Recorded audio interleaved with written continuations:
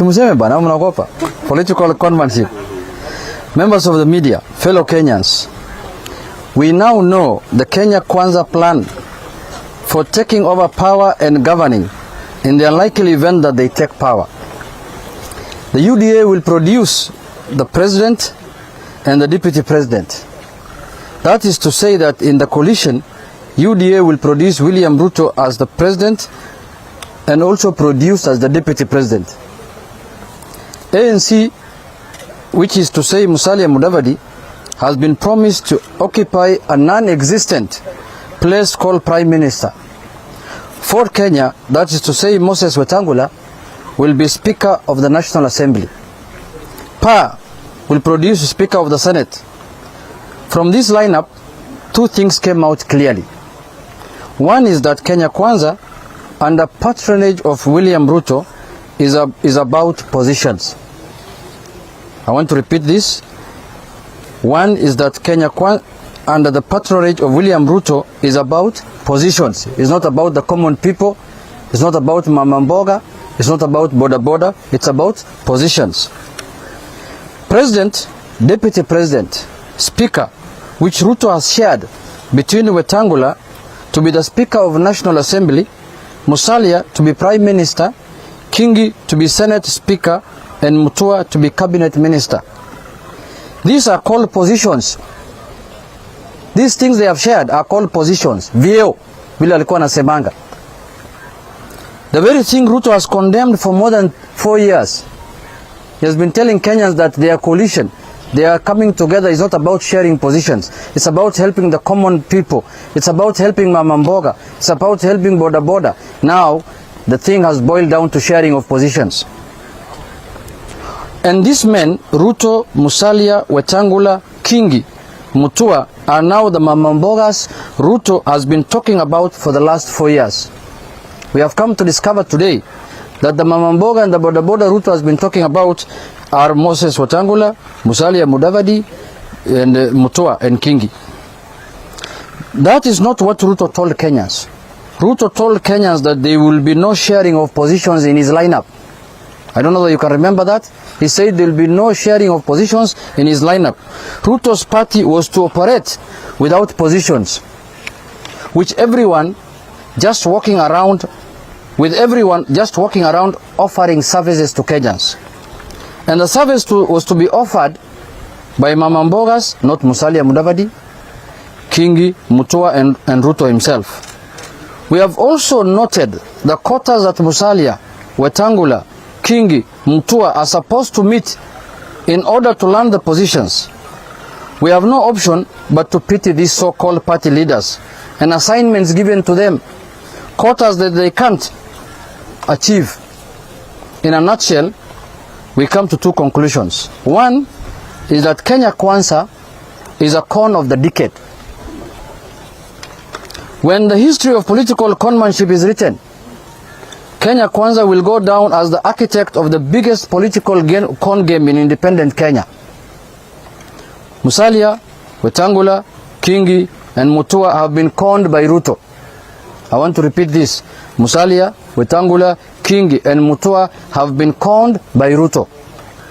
These four men have been conned. They have been conned. They have been allocated positions Ruto said will not exist. They have taken places we were told belong to Mama Mbogas.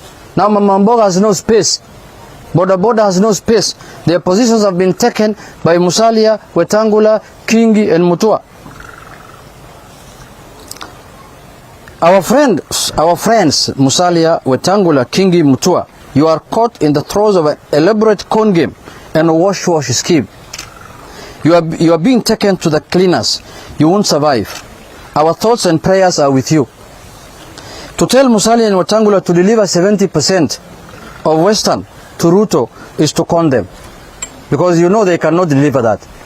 Imagine if Musalia and Wetangula get 69.9%, they will not get those positions. 69.9%. They have to hit 70%. Is that not a con game? These two men have been assigned quotas they won't meet. In any case, there is a very strong feeling among Kenyans that the presidency must this time must this time round go to Western Kenya. We cannot have a presidency that is rotating between one community to another community. If Musalia was serious, he should have gone for the presidency or the deputy presidency, bare minimum. Now he's going for a con game that you must produce 70% of Western votes so that you can get a position. That is modern slavery. That is demeaning a leader of the status of Musalia Mudavadi. It is very demeaning. Even President Kenyatta said the presidency cannot be a game of two communities. To expect Musalia and Wetangula to deliver 70% of Western Kenya to Ruto is to tell them to prepare their own political graves. Ruto has buried them completely. To force Alfred Mutua, of all people, to deliver 35% of the Kamba votes to William Ruto is to ask him to be conned and taken to the cleaners, because he cannot afford more than 10%.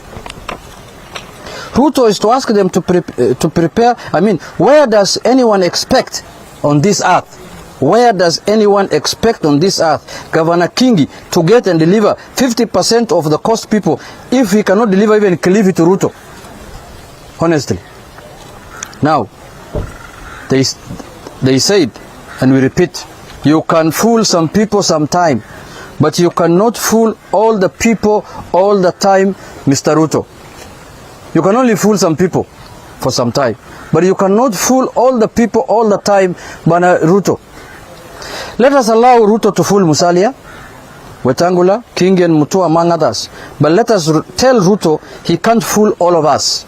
In any case, Kenyans agree with President Kenyatta that the presidency cannot and shall not be a preserve of two communities. We agree that with President Uhuru. The presidency cannot be the preserve of two communities. In Azimio, we have been clear from the start that Kenya needs a political and governance structure that accommodates all our communities, regions, and all their diversities. That is why we brought BBI. Now Ruto has opposed BBI vehemently for the last 5 years. Now today is creating the same position that BBI was advocating for Prime Minister and Deputy Prime Minister. He's not ashamed of himself.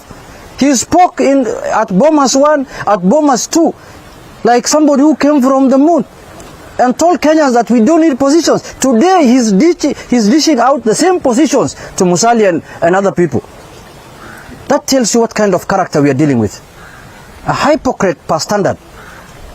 He is the man who said we don't need BBI, we don't need to create positions, we don't need. Now he's reinventing BBI through the back door. Why didn't he join the train of BBI if he thought that he needs this position so much like the way he's doing?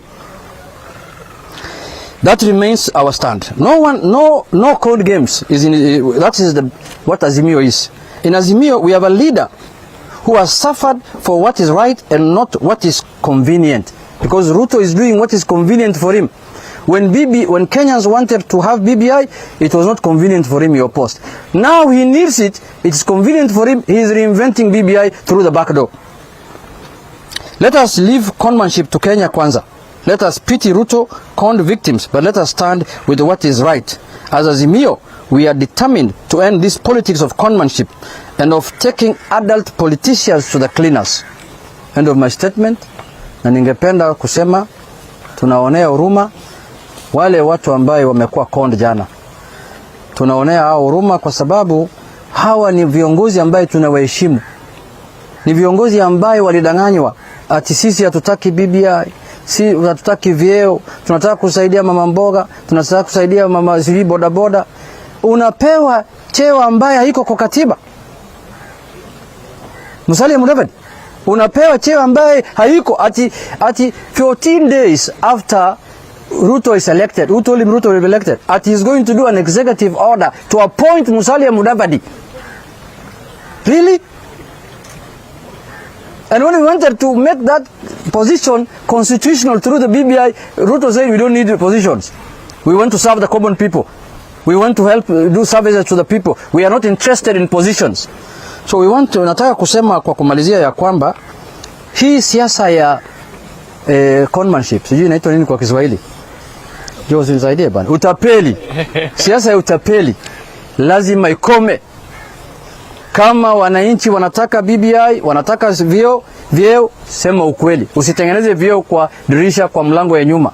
Kwa hiyo machache, asanteni sana, Mungu awabariki. Wacha gavana pia asungumuse.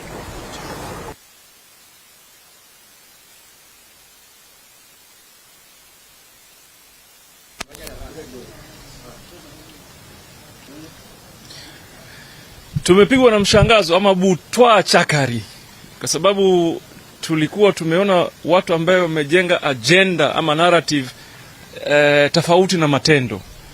Lakini langu mimi ni kwamba ukitathmini yote yaliyosemwa kwa muda ambao umepita, ni wazi ya kwamba ukweli wa watu umeanza kujitokeza.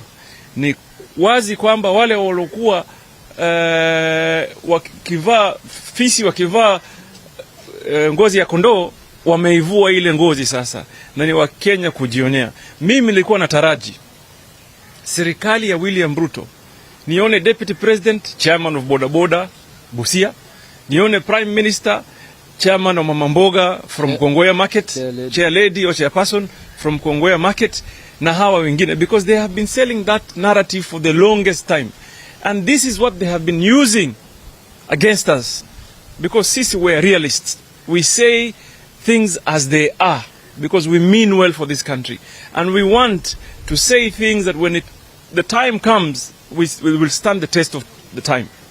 So wao wameenda, lakini ukweli ni kwamba wamejionyesha. For example, hapa Kilifi, ndugu zetu ambao wametoa shida ambazo zinafaa zitatuliwa, na wakasema tumeenda UDA kwa sababu hizi.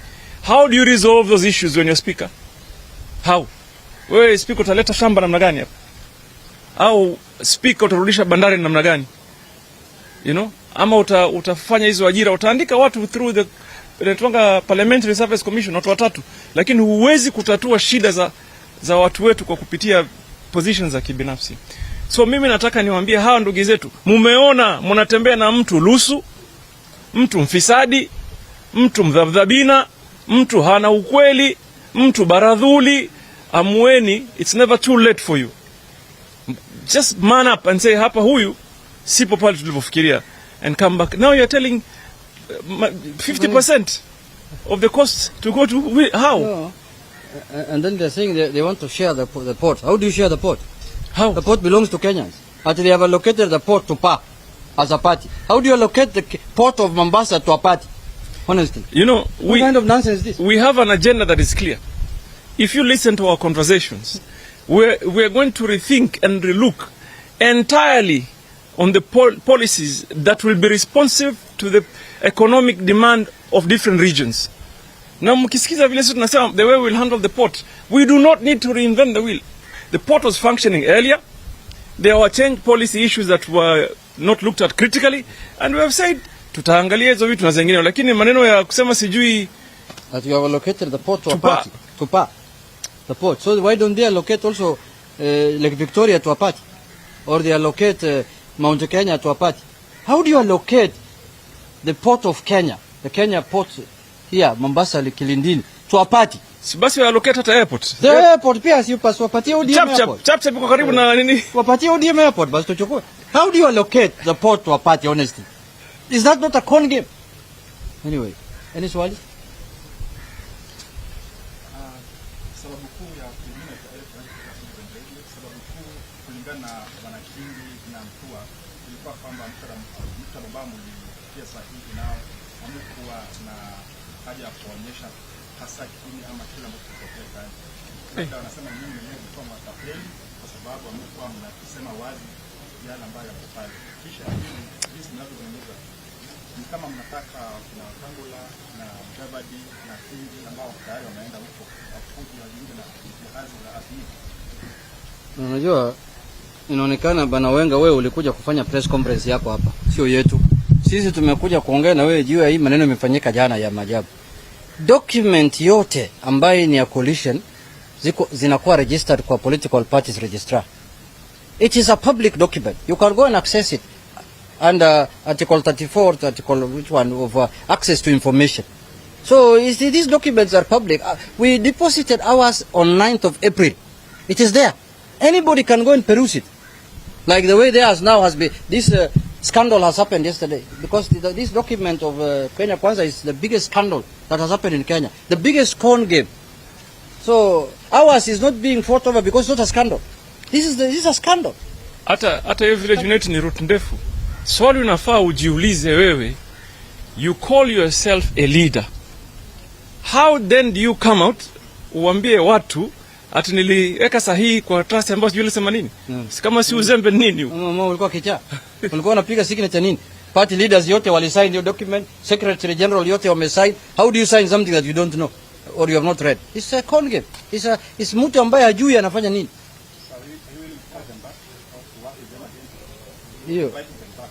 Hiyo sasa wewe kama uko na chama yako ite hao.